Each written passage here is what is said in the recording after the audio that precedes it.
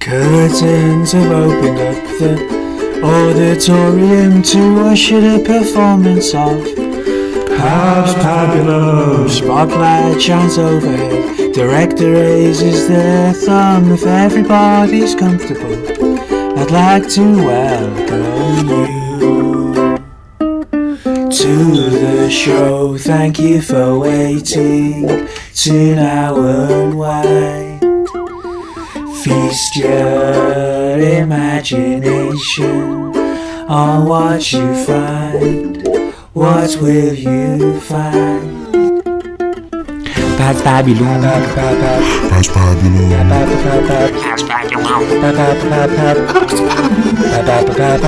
Pabulum. That's Pabulum. Bonjour, bonjour. I hope you're well. How was everybody's Davos? I had a great time. Canopies aplenty. Most of the caviar went to waste, but the dogs seemed to enjoy it. Idris double dared me at one point to eat a leaf of lettuce grew on one of Bill Gates' farms. And we just spent the whole night chilling, and at one point he said, look out, here comes TB. That's what we call Tony Blair. So I shouted, Tony Blairulosis, you slag. But someone misheard and said, no, Klaus said the locusts are just for the plebeians. I said, no, locust, not locust. Anyway, TB was on form. The more champers he sunk down his throat, the more he kept asking the service for ID to have the right to serve him. Honestly, it confused the fuck out of everyone there. They were saying, but Mr. Blair, that's Master Blair to you, pleb. Of course, Master Blair. Well, it doesn't really make sense for me to show you ID because, well, you're on your 9th goblet of champagne and the night has been running completely smoothly without any ID that entire time. So it's a little fucking pointless to introduce ID at this stage of the night when we've already proven it's not necessary at all.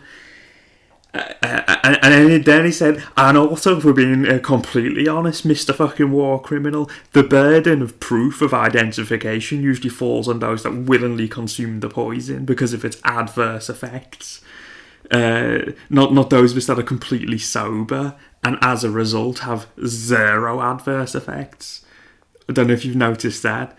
You know, it seems like you're trying to punish us servers for our non-compliance. Things just started getting wild. TB threw an artichoke at him, said he'll be receiving a visit from the Clintons any day now. He just started shouting about how he needs to find himself some WMDs. WMD was the name of a shot they were selling at the bar, and me and Idris had no fucking clue what to do. Then Sadhguru quipped, freeze the crowd, isn't it? And, we all just broke into one big cackle. And then we called Greta Thunberg, but she said she was going to be a bit late because she had a photo shoot in Germany. So I said, oh, that's cool, but we'll light a candle in your absence. She said she liked the idea, but was angry about the idea of us using lighter fluid, said we had to rub some sticks together instead. Then I quipped, she has little wick energy. Anyway, we ended up hiring some hookers to do some RoboCop cosplay and did some donuts on the runway with our private jets. It was fucking sick. So, yeah, this episode is going to be all about peace. Though, as ever, I don't expect it to be a comprehensive study on the matter. Just a few ponderings, some probabilities, even some possibilities. Maybe a knob joke or two. Anyway, do keep in mind that everything you're about to hear may well just be the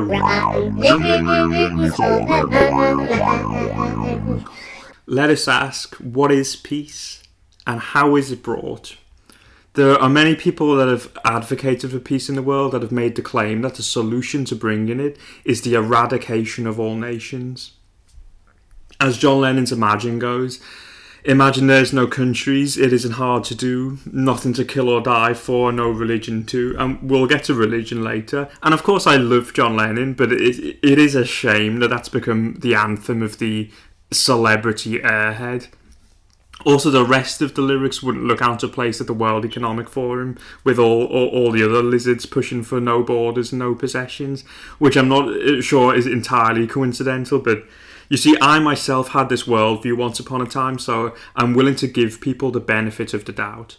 I think that there are two types of globalists, because even when I was a radical queg in my teenage years, and I would never label myself personally, but anarcho-Marxist would probably be an apt description. I would still talk shit about globalism and the globalists back then. You know, I'd be in a shopping centre in China or Thailand or Belgium or France, and it would look exactly the fucking same. Just the same white, bland buildings with the same brands selling the same shit. And I think, fuck globalism. And then I'd find it inspiring whenever I saw the real architecture and temples or whatever from all those places, without ever putting two and two together and realising the beauty and wonder that came from experiencing different cultures and art and music and architecture was only possible because of the existence of those nations and the people within them believing they were part of those nations. And I'd still advocate for open borders and shit, no countries, no armies, etc. But I would also say fuck the globalists. So I do think there's two types. There's a sincere humanitarian globalist, and then there's the elitist, nefarious globalist. Anyway, this is the philosophy of globalism, where it's thought that all wars exist as a result of the existence of nations.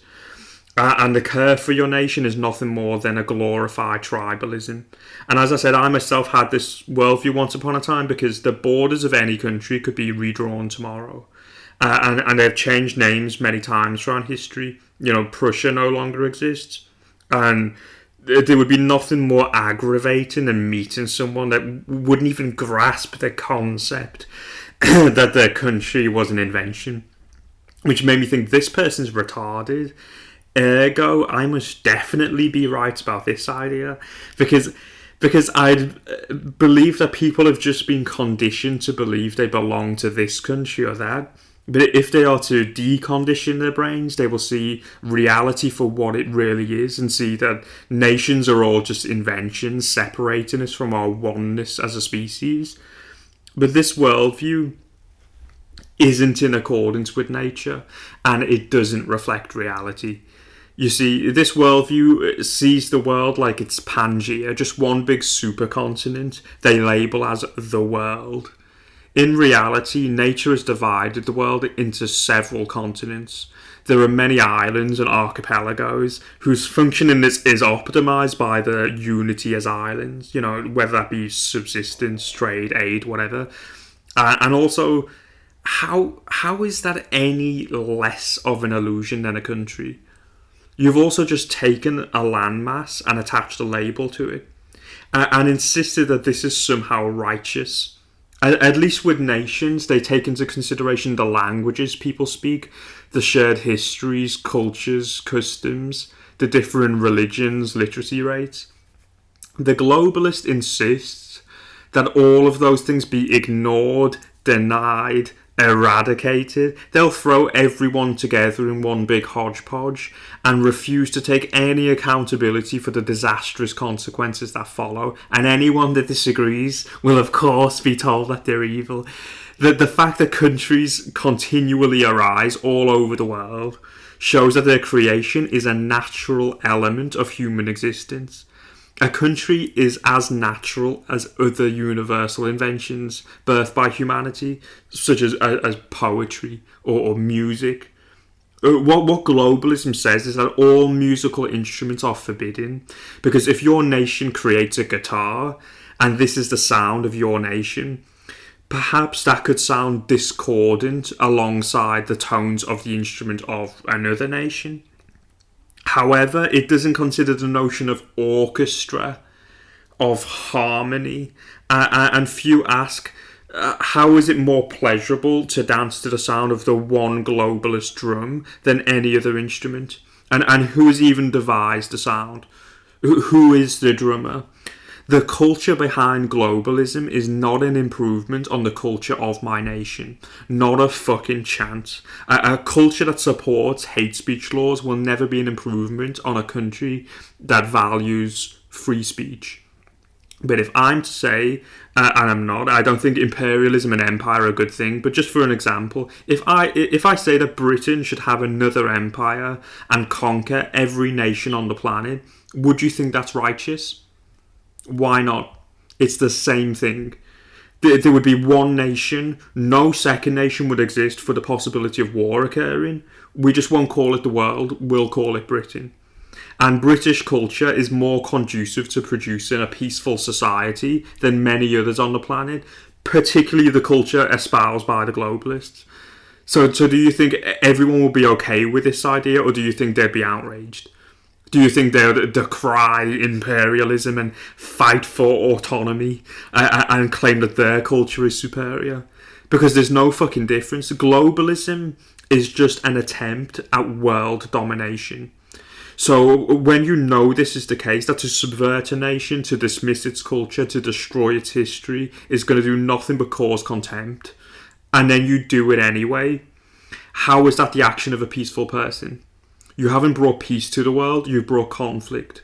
And this is the naivety of globalism. You think that you will go to Thailand and tell them that coconuts are gay and they're not allowed to worship the king, and you think they're not going to just cut your head off. You think you'll destroy America's constitution, all the constitutions in the world, in fact, and then nobody will object to it. And the Mexican cartels are going to disappear overnight. The GPS will malfunction on the way to sever Pedro's testes. All based on an unfounded theory that it's merely the existence of nations that causes wars to occur. It's the fault of nations. Actually, it could be argued that the globalist philosophy is the leading cause of war in the world, because firstly, all of our nations are ran by globalists, and it's been this way for centuries. We are not a sovereign nation, and in all likelihood, wherever you are listening to this, you're not either. So if you're looking at two nations fighting each other, that's surface level, basic bitch shit. What's the bigger picture? You know, perhaps it's depopulation, the big fans of that. Secondly, look at every treaty that exists. They're all tripwires to instigate a war.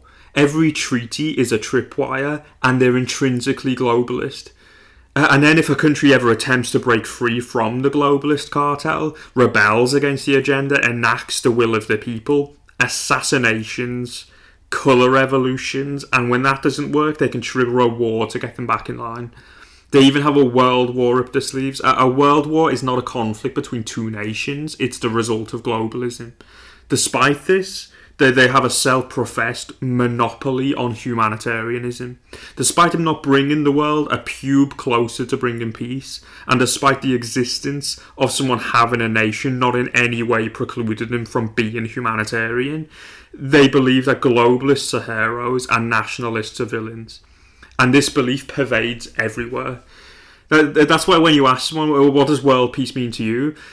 They may answer something like, all the starving Africans are fed, or that a resolution's found to the Israel-Palestine conflict, also known as the North London Derby.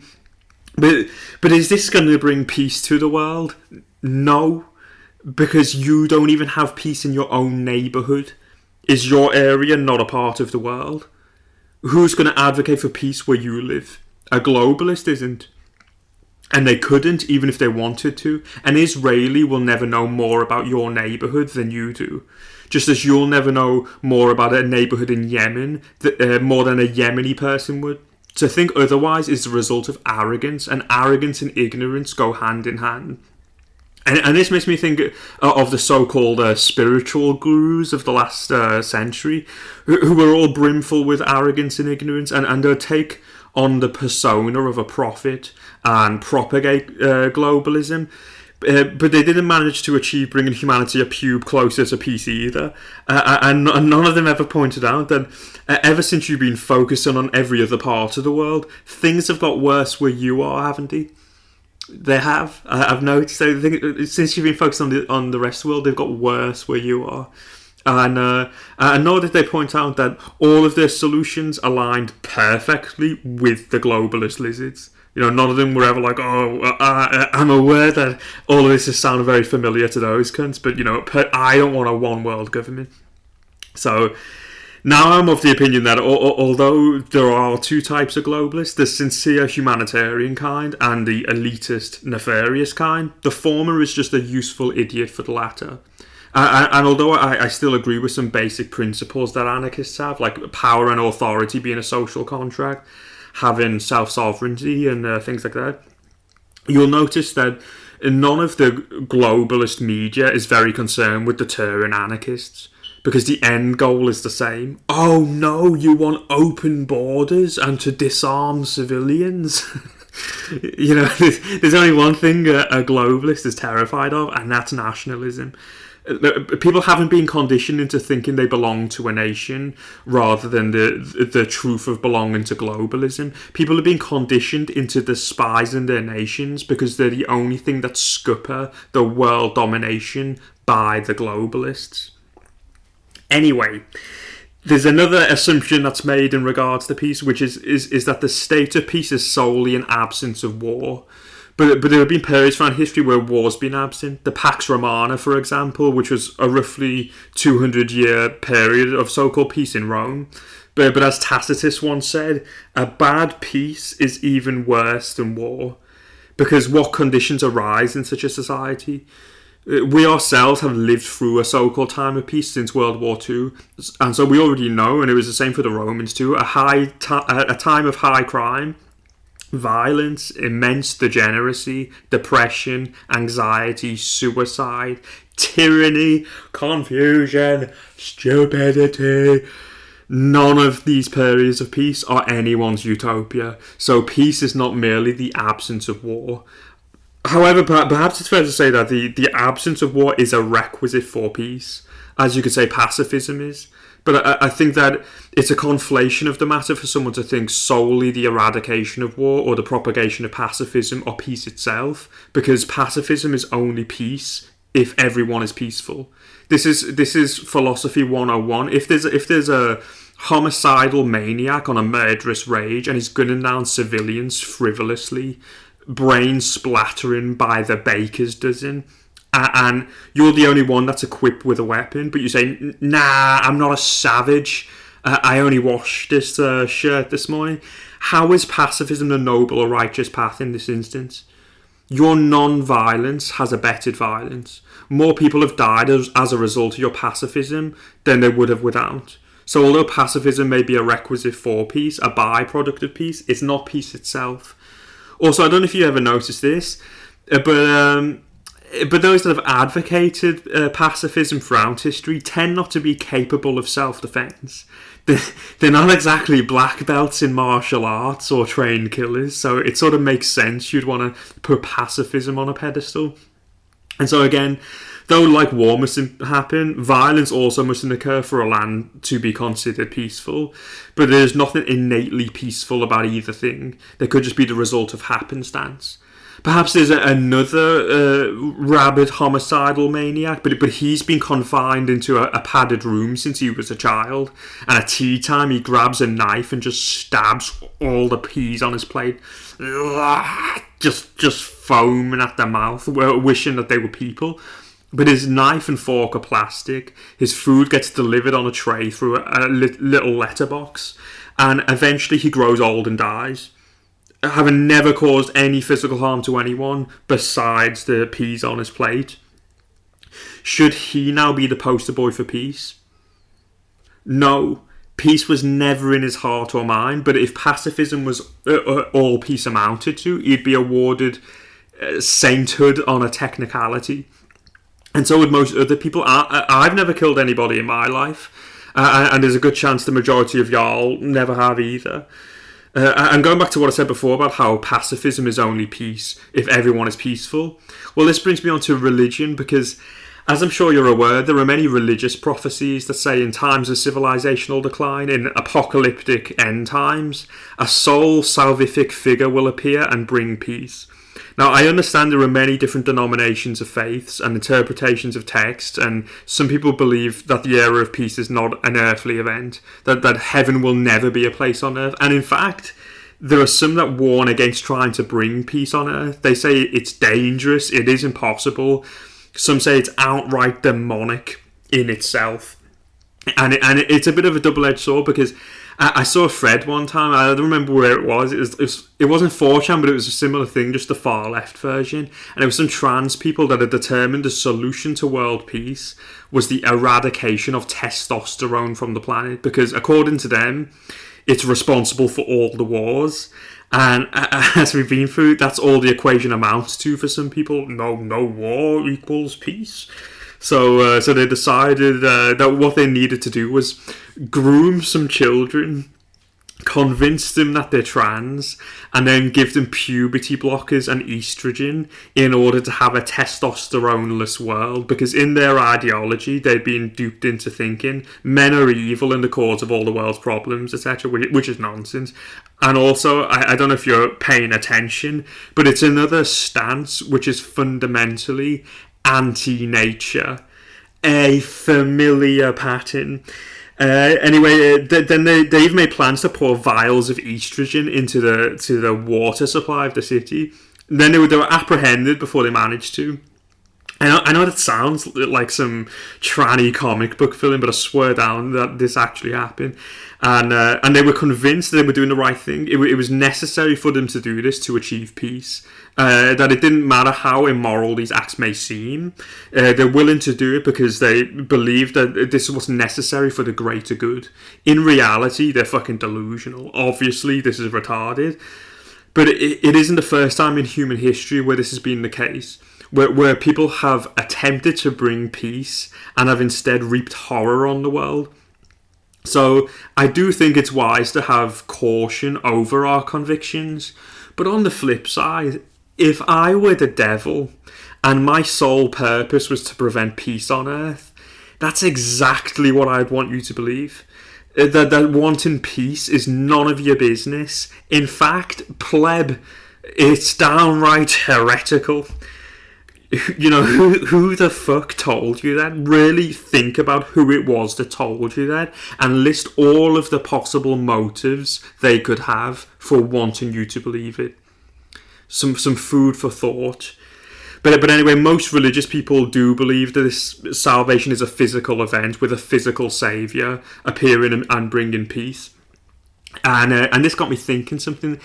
That in this eschatology where we are participants in a grand cosmic battle between good and evil, and taking into consideration what we just talked about, how we live in a topsy-turvy world where people can be deceived into thinking they're doing good rather than bad, where self-righteousness proliferates more than righteousness, and virtue signalling has replaced all virtue. In this duality, the person that comes to bring peace will not only be seen as the embodiment of evil, the Antichrist, or whatever name your religion has for him, to 50% of the planet, where he will attack everything they've been convinced of is good.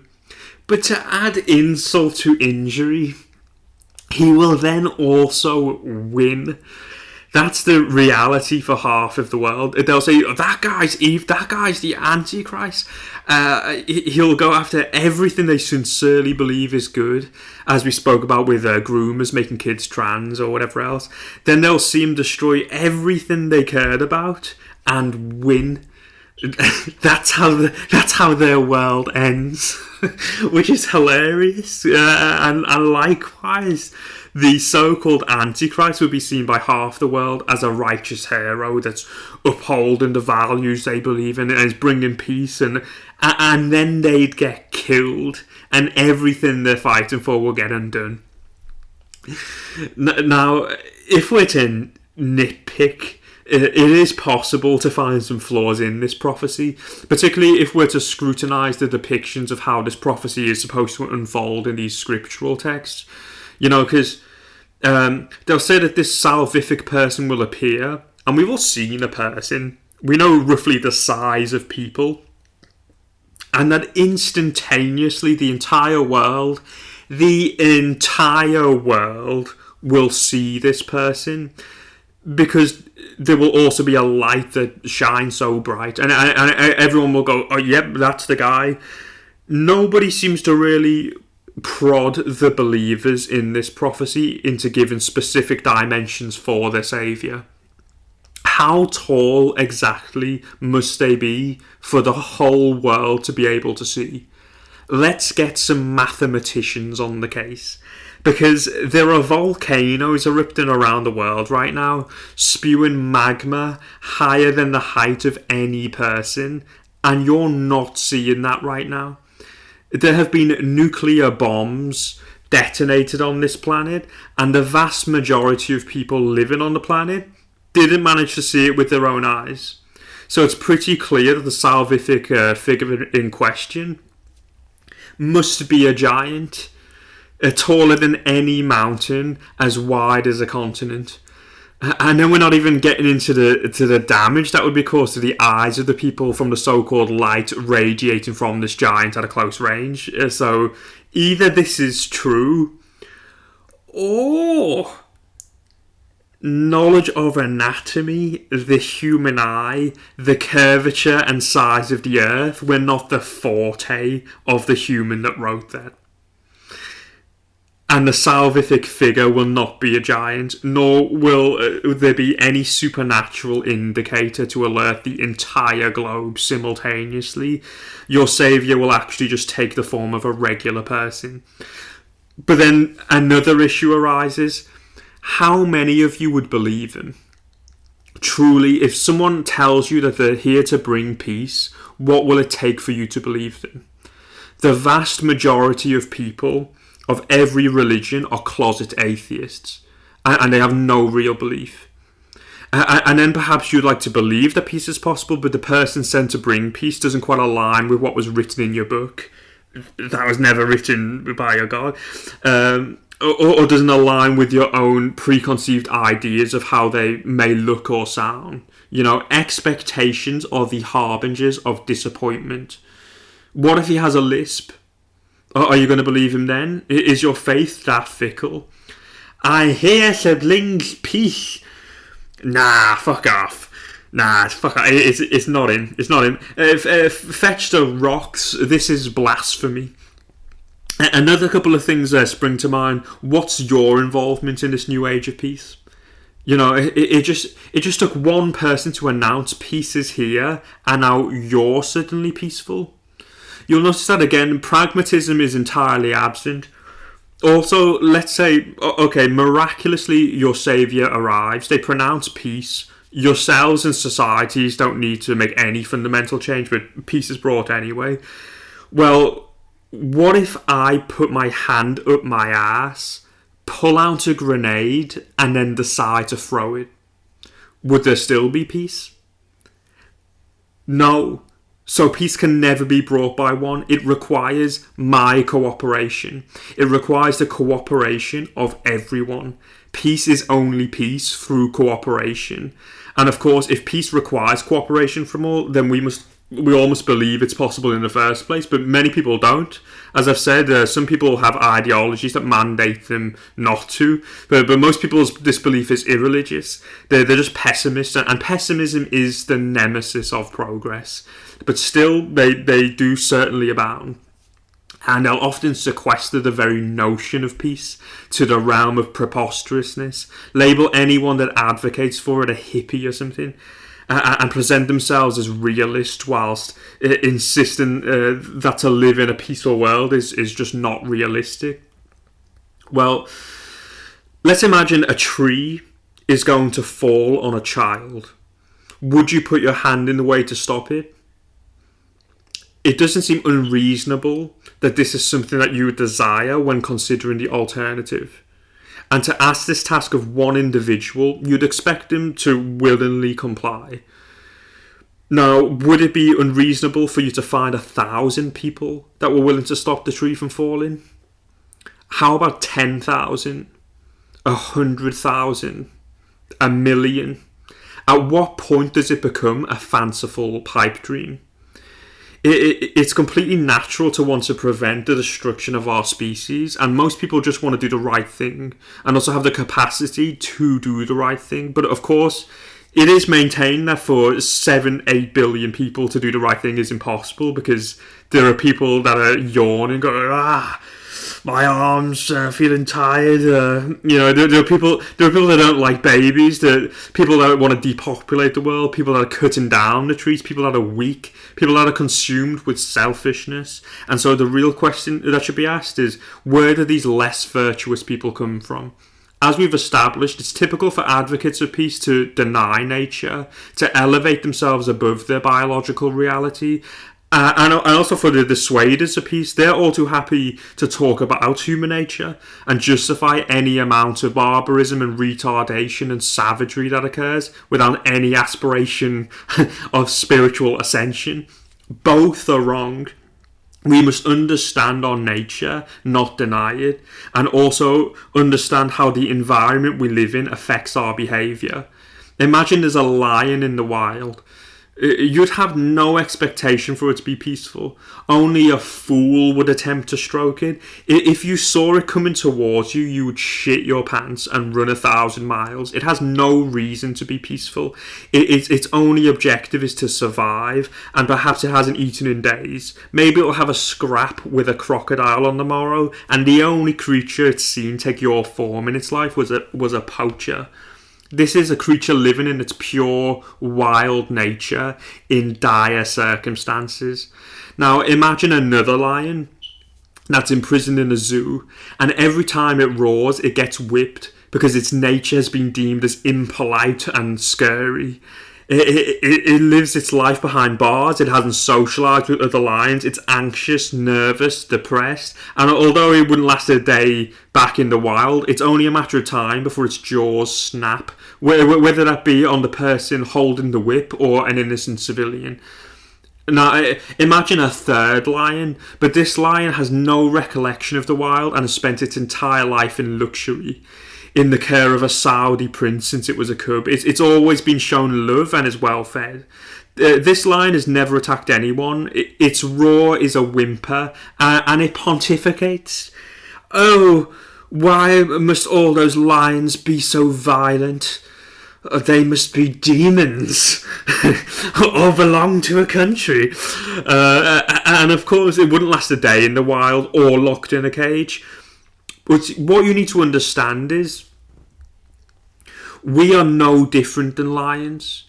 People are the lions. All of our virtue or lack of virtue is largely circumstantial and determined by our upbringings and environments. Most of our behaviour is ingrained and reactionary behaviour, resulting from the trauma and abuse we faced in our lives and a disequilibrium of masculine and feminine energies. But we also have the capacity to cultivate the virtue we lack, to forgive, to heal. We cannot become a slave to our animal nature, but we must not ignore or deny it either. And so what environment is optimal for a human to be peaceful? Well, some people might look at those periods of peace I talked about before, like the Pax Romana or Pax Sinica in the East, and say, well, they're not peaceful because of the high crime or whatever, but that's not the ultimate answer either, to just live in a society obsessed with that. You can have an authoritarian regime that gives severe punishments. You can rest assured that the crime rate in North Korea is pretty low, because if you commit a crime, perhaps your whole family will disappear, you'll be brutally tortured, the threat of death looms at all times. Does that now mean North Korea is a bastion of peace? No. It means you have coerced people into non-violence and low crime through fear and intimidation.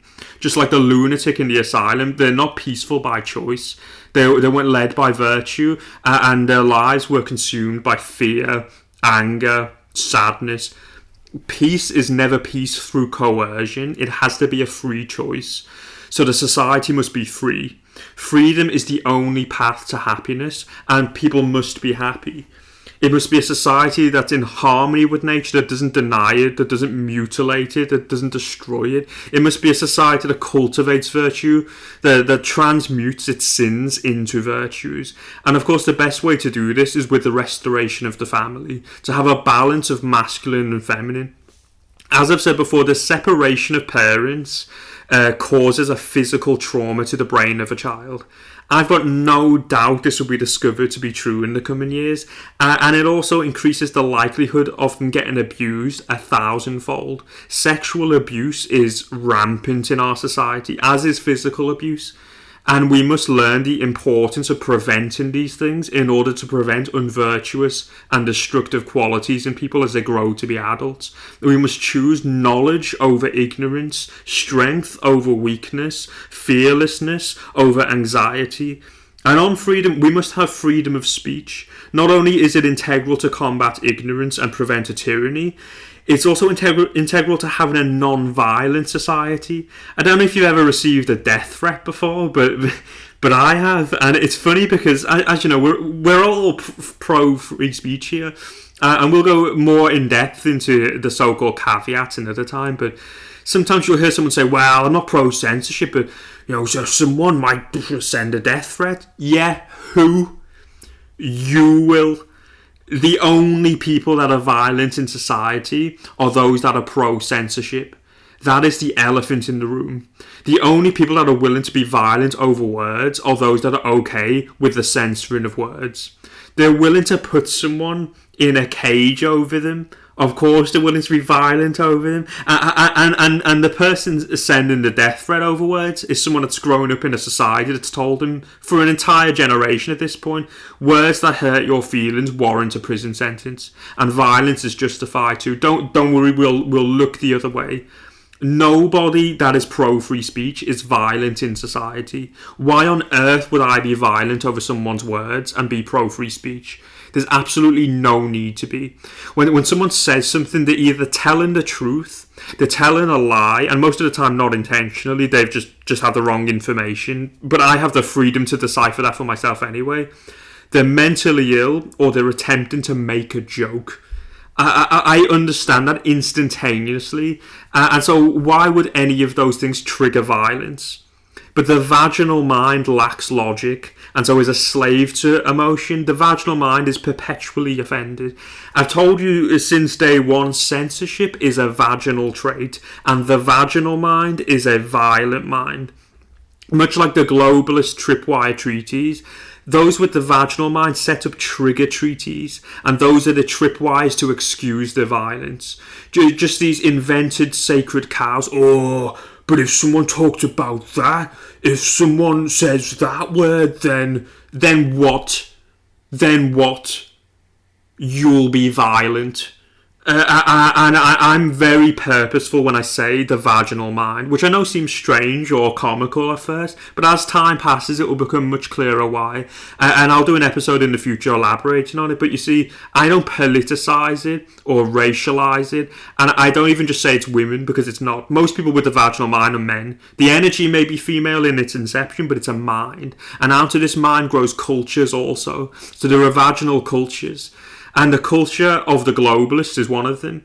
Call it what you want. The synagogue of Satan, the cult of Kronos, the world snake, Satan Trismegistus, where 3 grew out of 1. But it's certainly vaginal. That's why their blasphemy laws exist. That's why they're anti-nature. That's why they're violent. And that's why we find ourselves in this situation today. And I don't even hate it. It is what it is. It's part of nature. This is what was destined to happen. In fact, when I realised what we were up against, when I looked at how all of the nations and civilizations throughout history for thousands of years were subverted and fell, how empires rose and spread, all through the puppeteering of the same one force, I was in awe. It was terrifying, humbling, but I respect it greatly. And this is the same force behind globalism today. This has been thousands of years in the making. So now I can ask to a globalised world a question that may not seem so ridiculous. Do you want world peace or world war? World domination or world liberation? The jelly junkie, he grins like a monkey, because his spunky funkiness will never cease. But the cynic, he's a killer cute winner, but I don't care what you say. I'm finding my way to peace. Vegas! Vegas! Ah! Untermenschen! Now, I'm not a fan of Wiggers. Wiggerdom is an astroturfed cultural devolution that I refuse to participate in. Now, let us clarify what a Wigger is and isn't, because some people will think it's a racial thing, and that it's just someone that listens to what's called black music, which is a perverse concept, the whole racialization of music. Music is just music. Be influenced and inspired by whatever the fuck you want. The music doesn't know about your melanin and wouldn't care if it did. And I've got a pretty eclectic music taste. Ray Charles, Smokey Robinson, Sam Cooke, don't know much about science, book. You know, a huge portion of the music I listen to is by black artists. Labby Safray, Hendrix, obviously. I just listen to the best music. It just so happens that most of that music is in the past. You know, the devolution of music across the world transcends race also, and the globalist monoculture of Wiggerdom is at the heart of it. White people used to have the Beatles, but even since then, this racial grift's been happening, and most people don't question it. Most people don't question anything. And they'll say, oh, rock and roll was stolen from black people, and it's an absolute myth. You see, I'm also a fan of Chuck Berry, St. Louis to Liverpool, farting on women, how could one not be? But he was one of the influences of the Beatles, though they had many others of every persuasion. And so people say that because Chuck Berry was black, and the Beatles took some influence and covered him, the Beatles now owe reparations or something. I mean, you could just listen to Revolver for yourself, hear how it doesn't sound very much like your typical blues, hear the Greek influences, the French influences, listen to the violins on Eleanor Rigby. Oh no, Pab, that's Screamin' Jay staccato. But even the idea that Chuck Berry's rock and roll is some black supremacist endeavour is bullshit. He was influenced by white players also, which is funny that in an age where there was actual racial segregation in America, there was more cooperation and cultural cross-pollination than what the race grifters advocate for now in these times. You know, listen to the song structures of early blues and then listen to Chuck Berry. You'll notice they're not the same. The whole verse, bridge, chorus structure is taken from folk and country music, predominantly played by vanilla people, which were influences on Chuck Berry, Carl Perkins and the like. One of my favourite Chuck Berry songs is Maybelline. You should listen to it. But after you do, be sure to listen to a folk song called Ida Red. There's a famous version by Bob Wills and his Texas Playboys, and you'll see it's pretty fucking similar. But and none of the black supremacist race grifters will ever mention this. And if we're going to be completely pedantic, who invented the instruments? Who invented the instruments? And some people might say, okay, fair enough. But that's the past, Pab. We can't all be as ancient and as wise as you. When we say black music, we just mean rap music. But again, it's a myth. I'm partial to some rap music, just none of this mumble rap shit. And I'm certainly no wigger. I like Jurassic 5, Outcast, Ain't No Thing But a Chicken Wing. Yeah, I'm partial to some Yay also. I've sipped mocha lattes whilst doing my Pilates. And a lot of folks may ask, you know, why do you say ye instead of yay? Listen, bitch, I'm English. Don't tell me how to use my own fucking language. If I see a Y and an E together, that spells ye. Ye olde Holocaust. 6 million, huh? I don't believe it. That's my Kanye West impression. They had a cinema. Also, while we're on the topic of American illiteracy, colour without the U doesn't spell colour. It spells color. That's why an alphabet exists. You see, in civilizations that value logic and speak real languages and have just bastardized others, you can use the alphabet as a guide for how to pronounce a word. And different combinations of letters produce different sounds. Now, you're still saying colour, you're just spelling it wrong. And I can empathise with y'all that perhaps your siblings are your cousins, and so you have some trouble with logic.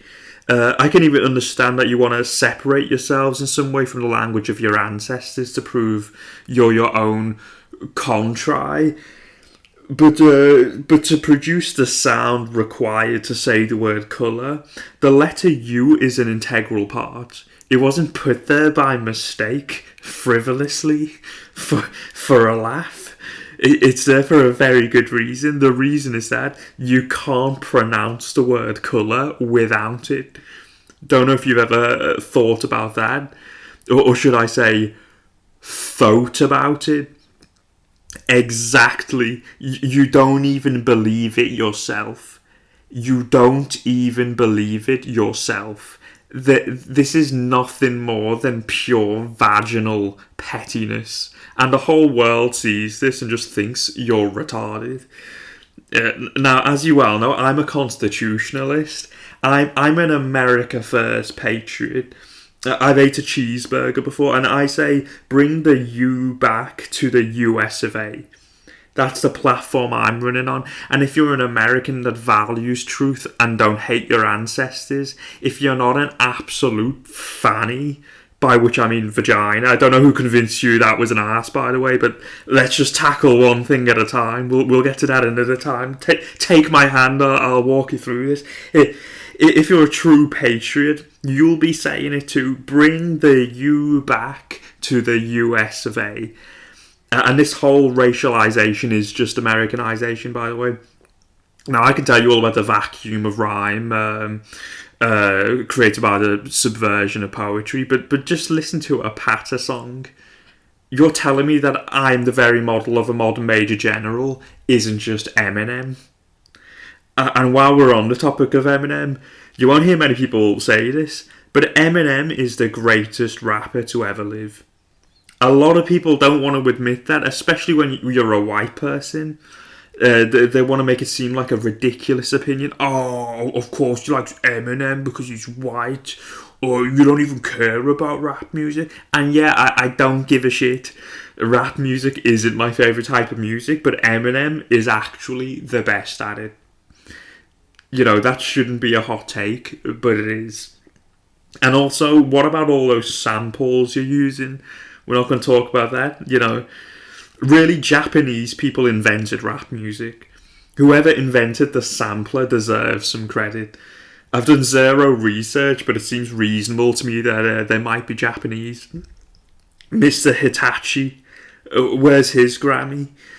And anyway, it's not important. The point is, a free-thinking person doesn't racialise music, but a wigger is never a free-thinking person. A wigger is an ethno-masochistic sycophant. And the point is that he does believe the lie that what he's listening to is black music, and that's the entire motive for him listening to it. Because black people are just a fetish to him. A state-mandated fetish he's been told to have in place of his own personality. Have you ever seen Ali G in the house? Honestly, wiggers are just the West Staines massive. That is the best representation of wiggers I've seen because it's the actual reality. And this is one of the other infuriating aspects on a personal level, because wiggers are a middle class thing, but they try and blag to society that it's because, they've just had a rough upbringing, and so this is the reason for their retarded speech and behaviour. But you see, I was raised in a ghetto. You are listening to a ghetto podcast right now, and let me tell you something. There are 0 wiggers in Toxteth. Come to Toxteth, you'll see no wiggers. I am the reality of what a honky from the hood ends up as. I think Morrissey grew up in a ghetto, Moss Side, and maybe Carl Barry from the Libertines, men that have wore Cuban heels and cravats at some point in their lives. We have no desire to fetishize or pander to any minority. But then I would go to Mossley Hill, somewhere like a middle class area, and I'd go, ugh, look at all these fucking wiggers everywhere. Yeah. Also, on a side note, the whole manufactured ghetto culture existing in British ghettos is nothing more than just Americanization too. I witnessed that firsthand because I'd have black mates and they would knock for me when they wanted to play footy or something. I was pretty good at football, and then sometimes they'd ask me to play basketball with them, and I'd just spend the day roasting them, going, "What channel do you watch this shit on? Eurosport? That sounds fun." Not, and they stopped asking me to play with them pretty swiftly after this. But I didn't give a fuck because we don't play basketball in England. It's not an English game. But I'd see them start to pose for pictures with gun fingers, wearing basketball jerseys, and it was no great mystery as to why they were doing this. They'd seen it on a rap video from America. And we're told this is what black kids do. If you're black, you've got to play basketball. You've got to romanticize the ghetto. You've got to glamorize being in a gang because, that's the black thing to do. Got to pose with the gun fingers. And then when nobody says anything to oppose this Americanization for whatever reason, because they're scared of being called racist or getting shot or whatever, you end up with a bunch of people that actually think they're living in America. Honestly, most black kids in Britain think that they're black kids in America. You're not. It's a different country on a different continent with a different history, different culture, different people, so on, so on, so on. If we are ever going to restore our own culture, opposing Americanization is essential. We simply can't do it without picking this fight and winning it. Pointed out wherever you see it with 0 cowardice. Some people will talk about Islamization, to preserve our culture, talk about Islamization and say, ban the burqa. I'm pro burqa. I've been saying this since I was 7 years old. Women need more modesty in these times. So, fuck ban the burqa, ban the baseball cap. There are fewer, more distressing sights than that of an Englishman in a baseball cap. A heroin addict wrote that, and it still rings true. Anyway, I'm actually pretty fortunate that there aren't many wiggers at all in my city, so I don't have to deal with the dreadful faux ghetto accent, and that's what it is. As I said, I grew up in a ghetto, and none of the black friends I grew up with even speak like this. They sound more fucking scouse than I do. But I've noticed New York and London are both wigger hotspots. Full of wiggers. Teeming with wiggers. And to be honest, London has 5 years? I would say we give London 5 years to sort out its wigger problem, and if it doesn't, we're moving the capital. Because we can do that in this life. Not sure where we'll move it to. Winchester, perhaps? To be honest, every major city should be vying for the capital, but the only one that should get it should be the one that with the least amount of wiggers. It's embarrassing for London to be the capital in the state it's in. But you'll talk to someone from one of these wigger cities and they'll say, "Rah, Divock Origi is the pure clutch player, fam." Why the fuck are you talking like that? "What do you mean, blood? This is how we talk in it." Stop it. Shut the fuck up. Pick another accent. It's too annoying. Pick another one. And I'm supposed to pretend you didn't just fucking invent this fake accent in the last 20 years, because that's what happened. It's completely fake. Find someone that spoke this way 40 years ago. You can't, because it didn't fucking exist. Invent another one. This one's too annoying. and really think this through. What other explanation could there be for this accent arising other than black people moved into your area, you got nervous, and so started imitating them? That's insane. Imagine if this was Chinese people. Imagine if a bunch of Chinese families moved into an area and then everyone just started going, "Hello, oh hello, I just come back from Kung Fu. I sure am hungry. Noodle, get your noodle. Oh, noodle, good job I brought my chopstick." That would be crazy. That would not be fucking tolerated anywhere, and that's exactly what Wiggers are doing now. And if someone goes, "Hey, why do you all talk like?" "Oh, whoa, we all talk like this ever since Chinese people moved here maybe 20 years ago." You know, this is exactly what you're supporting if you're staying silent about Wiggers. It is perverse. It should be a criminal offence to be a Wigger. Also, I know people from the exact same area as you that don't talk like that. So I'll explain that one. And I'll tell you what's not often spoke about also, the Wigresses. Don't think I've not witnessed this. To be honest, they're more common than the manlit Wiggers nowadays. And on the music thing, I was listening to a random song the other day on TV. It was mainstream chart music, which I don't listen to. It's just karaoke. I prefer real music. But anyway, I was listening, and I heard this song go, "Boy, lay me down by the fire." So I look up, and it's just some 20-year-old white girl with blonde hair.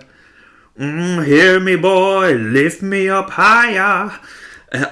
Everything seemed to rhyme with papaya. I was convinced she was going to sing papaya eventually. And then anyway, the song picked up pace a little bit, and I just heard an African guy go, "Oh, eh, oh." And I'm thinking, this is fucked up. This is just middle-class minstrelsy. If I made this song, some woke cunt would call the police. They'd demand that I kiss Chris Eubank's feet or something. And then I'm thinking all these things, and then my ears tune back into the music, and I go, "Is that a fucking kettle drum?" And it was. If I was a black guy, I'd be saying, "Have you heard this fucking snow hoe appropriating our queens?" The rock and roll music and the rap, they're dead ends. No one even gives a fuck. No one cares. But if this is anyone's music, it's yours. I mean, it's fucking shit. I personally advocate it's going back to making English music, you know, where people are required to play their own instruments and write their own songs, not this karaoke sung by fame-hungry hoes. Replaceable, dispensable, fame-hungry hoes that all teach toddlers to twerk and peddle whatever agenda the establishment asks. Doing the fucking Illuminati eye with fiery cum breath. But all the drum beats are undoubtedly African. There's Caribbean instruments, and they all think they're fucking Rihanna. So now is the best time to say something about appropriation if you were ever going to. And it happens all the time. Now I've told you about this, you won't be able to unhear it. Listen out for it. In mainstream pop music, they always just put a random faux ghetto twang on some words now. More people should start noticing and pointing it out. Asking them in interviews, why the fuck did you say that word like that? Anyway, my solution to all of this that I propose is Rasen Shanda. Wigger only Rasen Shanda.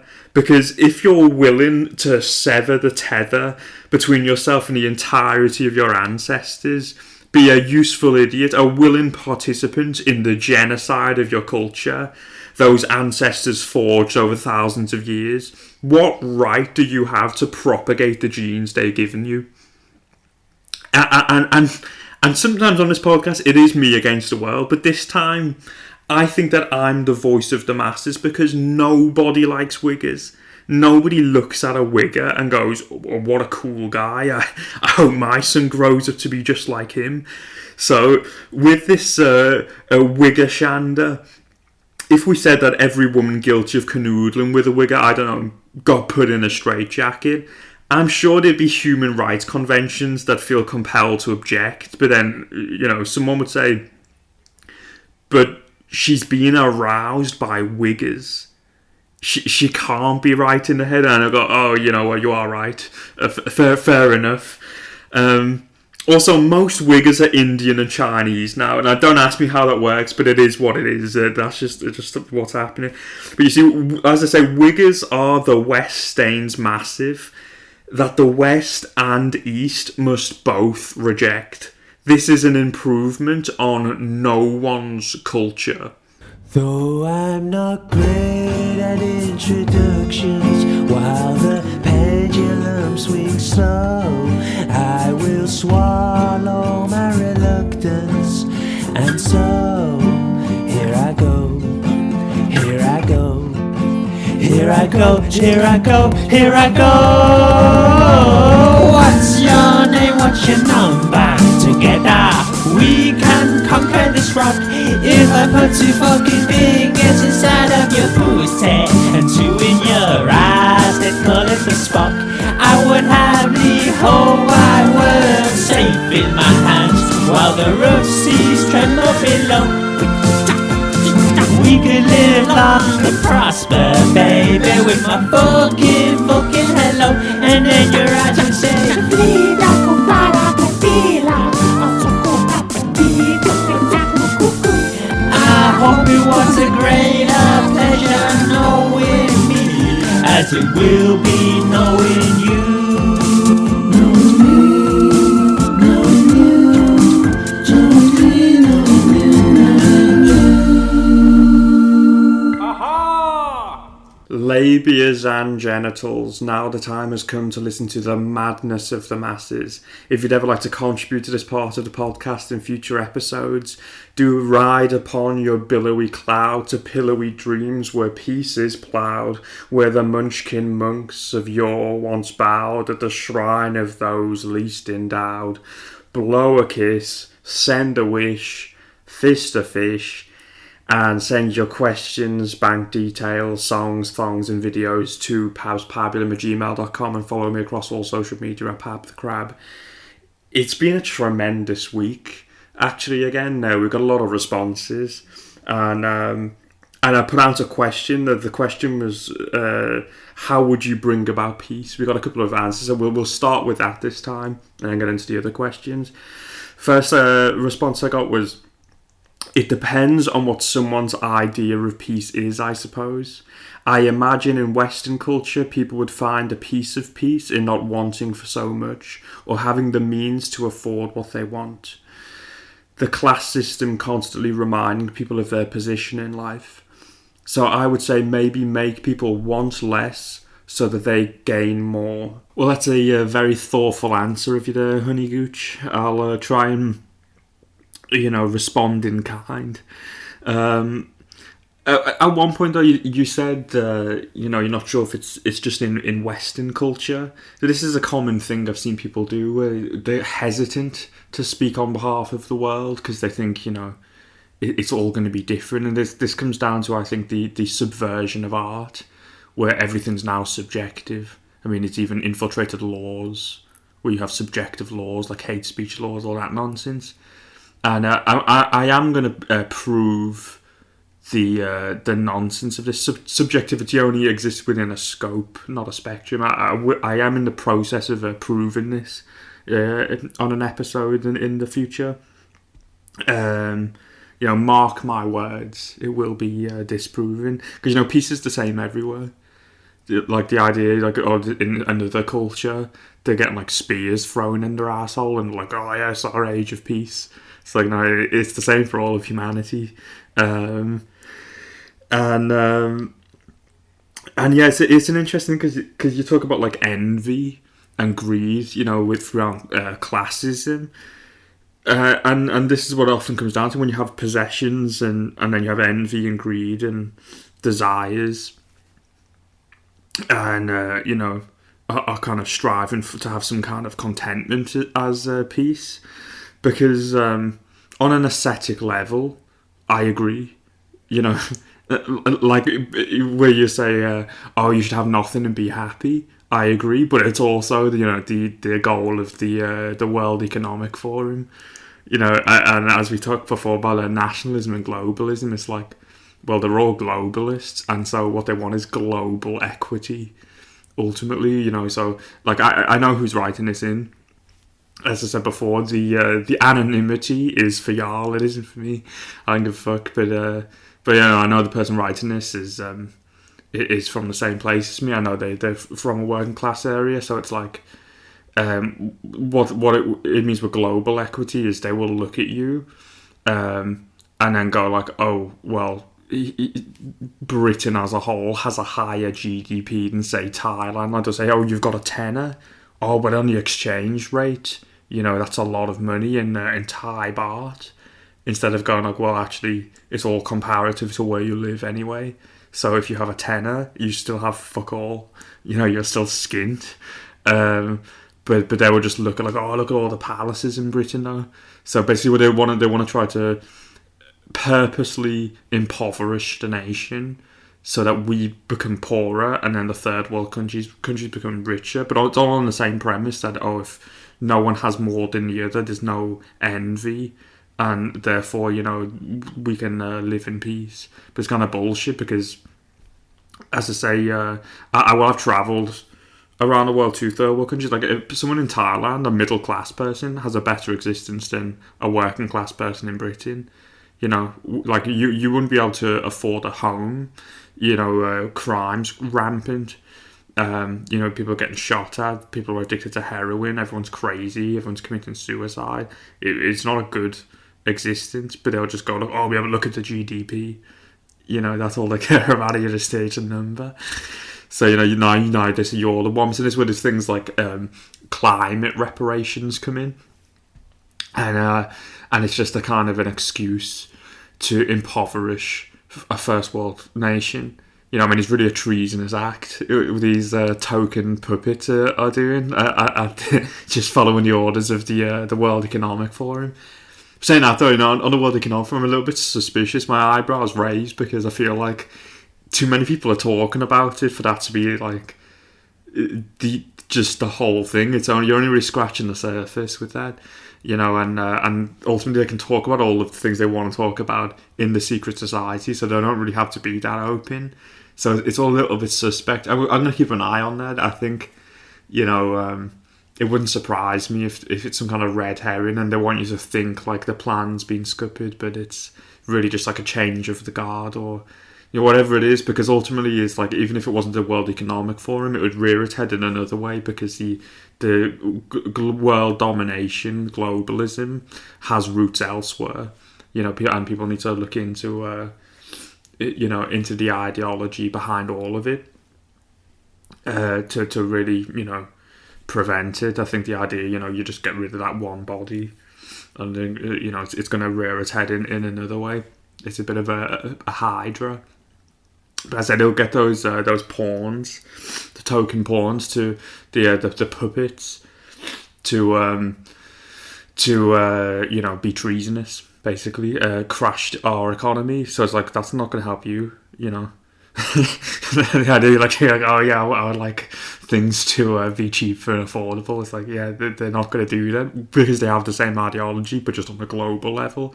So they'll say, well, an African somehow can't be content with their life because, a nation as a whole elsewhere has more, so therefore you need to take things away. It's all based on a lie. Like, there are people in the third world that have way more than you. But yeah, they said that's a taboo thing, especially because, you're a white nation and the globalists are anti-white. And that's not something I'll say without having evidence for that. We can just provide it another time. But absolutely, the 100% anti-white. And But yeah, I mean, but I agree though. I agree with it, like from an aesthetic level. If you have nothing and you can still train your mind to be happy, that's like the best foundations possible for a peaceful existence. But yeah, countries should prosper, and everything also should be affordable. I say it's pretty much impossible when you have globalist lizards at the wheel. That they won't allow that, because they say the more you prosper, they'll say, well, that makes it now impossible for someone else to, as a result of envy. But I say the all of the virtues really lacking. It's like you shouldn't have greedy people to result in people's envy. But then also we have the power as individuals to not be envious anyway. And those are things that, you know, everyone has to try to cultivate. Is virtue. Another answer we got was get rid of politicians and replace them with scholars. Now, I agree with the sentiment here, because I think really the sentiment behind is politicians are shit and corrupt. I absolutely agree with, and people are not very scholarly. They seem a bit retarded. So if that was the case, you know, I do agree. And people should not be dependent upon politicians to save the world, because they're never going to. And I say it would be nice for people to be more scholarly, but ultimately I don't think it's going to lead to peace, because, you know, there are actually a lot of scholarly politicians. I know they don't show it, but you know, it's not to be scholarly is not really conducive to peace. You can have a lot of people who are well read and not very virtuous. You know, I don't think that's the ultimate thing. But again, I kind of think I see the sentiment behind it. In which case, you know, we are kind of on the same wavelength. Who would win in a fight between Buddha and Jesus? Jesus, 100%. He would fuck him up. I mean, Buddha was a prince, so he's been pussified by that upbringing. And Jesus has faced some adversity. You know, I think he'll give him a tombstone power driver. You know, maybe you might think he's down and out in some part of the battle, but he'll resurrect. He'll come back from the dead. I'm sure Buddha will have some tricks up his sleeve. He might throw some mustard seeds in his eye. You might think he's going to do a sharpshooter at one point, but he's really just sitting cross-legged in deep meditation. So yeah, I think Jesus, absolutely. And but I do think Buddha will accept the defeat graciously and feel great contentment in loss. But yeah, no, Jesus will fuck him up. Do you think all Nobel Peace Prize winners deserve their awards? Nope. I mean, I don't know how long it's been going on for. Over 100 years, I think, and I don't even know half the people who've won it. I'm going to say there's maybe like 2 or 3 who I'll be like, yeah, maybe them. But I know a couple of names. I know Al Gore won it once. And also Barack Obama won it, and to be honest, I'd never heard an explanation as to why Barack Obama won it, but it appears to my mind at the time the reason for him winning it was simply he's black. That seemed to be the entire motive for him getting the award. I mean, he was bombing Yemeni children at the time, but you know, he won it. And also, is he even black? Is he Hawaiian? You know, he seems to be the hue of a Romany nipple to my eyes, but you know, people say he's black. But yeah, that seems to be the motive. So they don't really have any value. But I mean, even any kind of reward for anything's a bit pointless to me, to be honest. I think like your good work is the reward in and of itself. So if you do a good deed and then better humanity as a result of that, that's reward enough. You don't really need a trophy on top of that. So yeah, it's completely meaningless to me. But if they want to get some good favour back, and I may already say this, say I am a Time Lord. It is a fractal podcast, but I think they really want people to trust the awards. They have to nominate a rabbit in the future. You know, it's really shocking to me that a rabbit's never been elected for the Nobel Peace Prize, because they're some of the most peaceful creatures on the planet from my experience. But yeah, you know, no nominations for rabbits.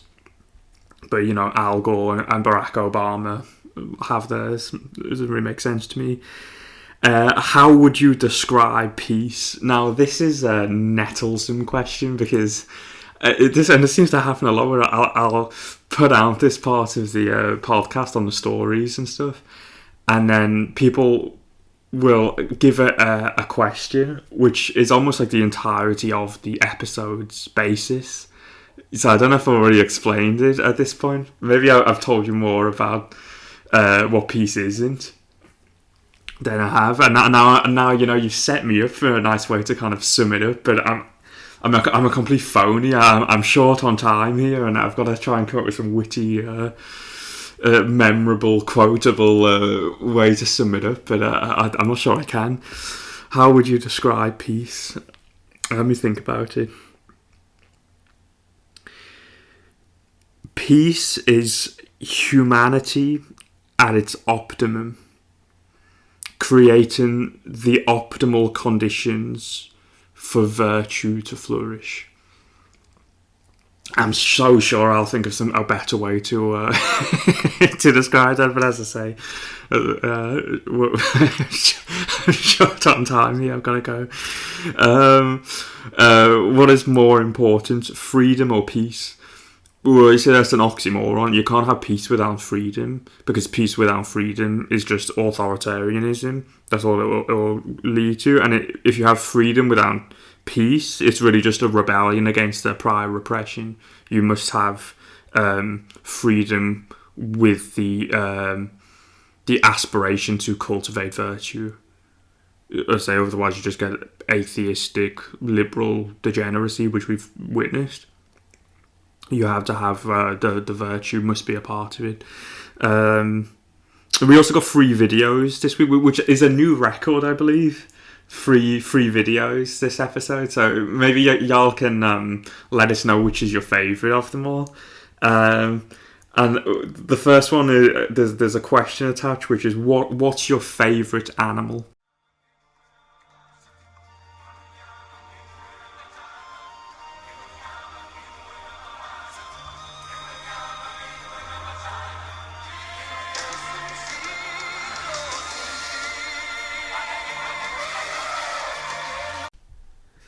Well, cats, of course, is the answer to your question. I do love many other animals. I'd like to have a dog someday just to see what all the hype's about. But don't let my gay puss hear that, obviously, and don't let him see this video either. Don't want to give him any fiendish ideas. And on the video, that could definitely be me in my next life. Just a little lion cub chilling all day with some Instagram hoe. What a life. And I'll just snuggle at it. But then if she ever lifts me to eye level, thinking she's going to emasculate me in the name of getting more clicks and views, trying that Lion King shit, I'll just start pissing in her face immediately, every single time. And then when I get bigger, I'll eat her boyfriend and be like, nah, only me. But I do thank you for sending this one. As I said before, I'm Attenborough's natural, so I'm going to put out a request, and now it doesn't always work out, but I want to ask for more nature videos. I need to prove myself to the people over at the BBC, show them what they're missing. So on to the second video, and this just said, Shalom King, what are your thoughts on this? Look at your M closely. There's a gap right here in the letter M. It's never connected. So you go into Hebrew. The letter Vav is also the number 6. Short top, long tail. Short top, long tail. You could have here in Hebrew 666 on the can. But my interest is the word monster. What do you see in the O? There's a cross. Okay. What has Christ got to do with an energy drink, let alone the name Monster? So I thought, well, maybe this is a Christian company then. BFC at the bottom of the can. Do you know what that stands for? That's the F word. Big can. In fact, they write it on the side of the can, so I know that's the F word. Okay. Now, do you know what a MILF is? Yes. That's on the box. MILFs dig it, and you will too. This is not a Christian company at all. So why would they have put a cross on the can? Here is the message. Antichrist. 666 in Hebrew. And then the Bible talks about the beast in Revelation. And look at Monster's ad. This is their statement. You see these M's everywhere. Hats, t-shirts, bumper stickers. Is there another agenda here? If God can use people and product, so can Satan. And look at it this way. Even if the M was not the issue, you cannot deny that that is a cross. And what is witchcraft? When the cross goes upside down, bottoms up, and the devil laughs. Something to think about. Wow. This is how clever Satan is and how he gets into the Christian home and a Christian's life, and it breaks God's heart. Jesus said, my people perish for lack of knowledge. I like her. She has a cadence like she's just been plucked down to the suburbia of Edward Scissorhands, and she hasn't been outside for a good 30 years or so, but give her own TV show where she exposes Satan in every product, I say. Now, this may look like an ordinary toothbrush, but look at the word Oral-B. What does it mean? Clearly, Satan is telling us to give oral sex. And if I remove the head of the toothbrush and press this button here, you'll see that it vibrates, and we can use it to massage our clitoris. I did this and felt compelled to put a finger inside of my ass. Bottoms up, and the devil laughs. That would be a catchphrase after every episode. Bottoms up, and the devil laughs. And Monster should sponsor it. If they had any balls or business nous, this is the move to make. She reminds me of Trump a little bit actually as well, in her mannerisms. I've got a big fucking can. I've got a big fucking can. The MILFs dig it. All the MILFs, they all dig it, and you will too. Go to the southern border and you'll see there are gaps in the wall. It's never connected. It's like the Hebrew alphabet. And everybody knows the Jews love me. I'm the king of the Jews. But Jesus said, my people perish for their lack of knowledge. And so coyotes are breaking through the letter Vav, that's 666, Mr. Beast. And they're bringing crack into Christian homes, they're cracking off to Christian wives, they're raping your job, they've got monster energy. Also, I don't know if you hear that at one point there was some woman who went, wow. But I caught that. Wow. Wow. Wow. Wow. Wow. And also, I agree with her 100%. The talons of Satan Trismegistus are fingering the world like a bowling ball right now, with a monopoly over the money and manipulation through advertising. So we are on the same wavelength in a funny sort of way. So she does have an open invitation to the pod whenever she likes. And yeah, so this is the final video. Nothing was written with this one, but I think it's pretty self-explanatory. I want to see your boobs. Send me. Send me. I want to see your boobs. I want to see it. And who said chivalry was dead? This Lothario dips his player papadom into chivalry chutney thrice daily. I'm not sure how many replies he gets though. I'm going to go ahead and bet 0. But I think the women of the world are missing out. This guy probably fucks like a mule because he's had a lot of experience with mules. It is quite hard to imagine him, in all honesty, getting taken up on this offer, but I bet you if there's one girl on there that would, she'd look exactly like him.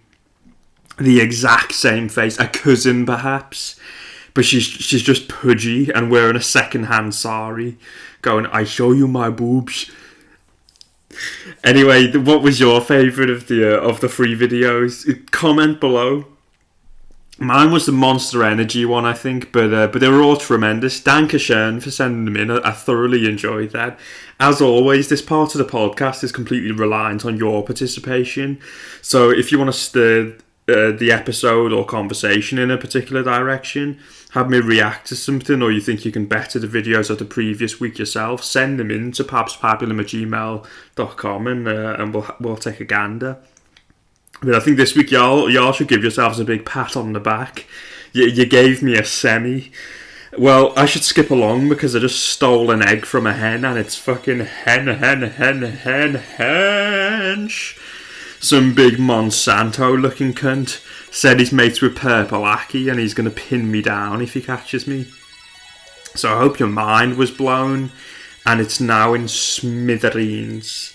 A smithereens fit for kings and queens. I hope that all in my kingdom are well, and that prosperity follows your footsteps along the circus sands and down the steepest valleys of the vagabond lands. I have no doubt that you will make your ancestors proud of you. You will bring happiness to the forefront of your mind in every second of every day. You will radiate this joy to others in every interaction. And when you return next week, you're going to be a better person. You're going to have spent a week achieving your goals, a week cultivating virtue, a week exceeding expectations. Now don't procrastinate and get to work. If you're a Moontime listener, rise feeling energized and determined. I believe in you all. We're played out this week by a fellow king. Words can't do justice to the love and admiration I have for this man. A maestro whose melodies could charm for millennia. This is the second time he's been featured on the podcast. I don't imagine it will be the last, and I'm pretty sure I'll get him on as a guest when we start having guests on here in the future. The charming and eminent Johnny Taylor, aka Fizz Cauldron, aka Mr. Five Spice, Orpheus himself. He's playing us out with a song called I'm Just Trying to Get Some Peace. A very befitting ending to the episode. Follow him across all social media at Johnny Taylor Official and show him abundant love. Do keep sending in your own tunes if you'd like to be featured on the pod. Like, share, subscribe. Yank the bell then so you don't miss next week's sermon. Follow me across social media at Pab the Crab. We are the algorithm. Buy a fucking book. Educate yourself. And truly know that the time for peace is upon us.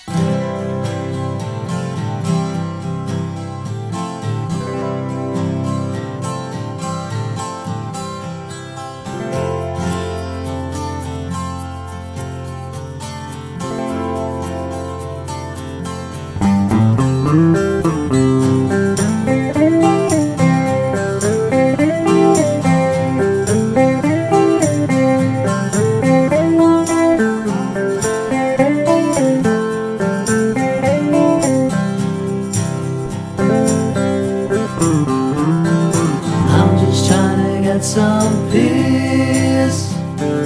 Peace is really all I need. 'Cause the world out there's getting in my hair, and I really need some sleep. I'm just trying to get some peace. Peace is really all I need. 'Cause the day's too long and it's the same song that you keep singing to me. Why can't I find what it is I'm looking for? I wouldn't mind, but I need it more and more.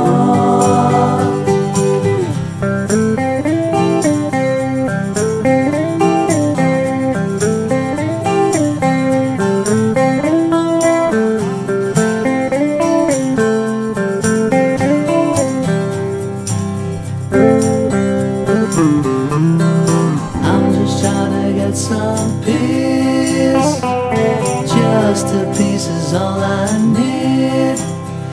'cause my head's up high in a sunburned sky, and it's hard for me to see. Why can't I find what it is I'm looking for?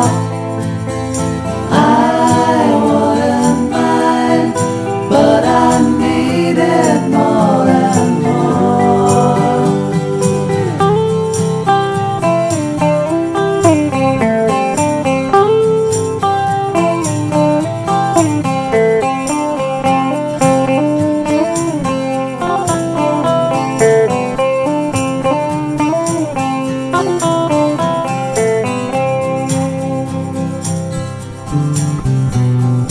All that I'm trying to say is that it's hard to find some peace nowadays.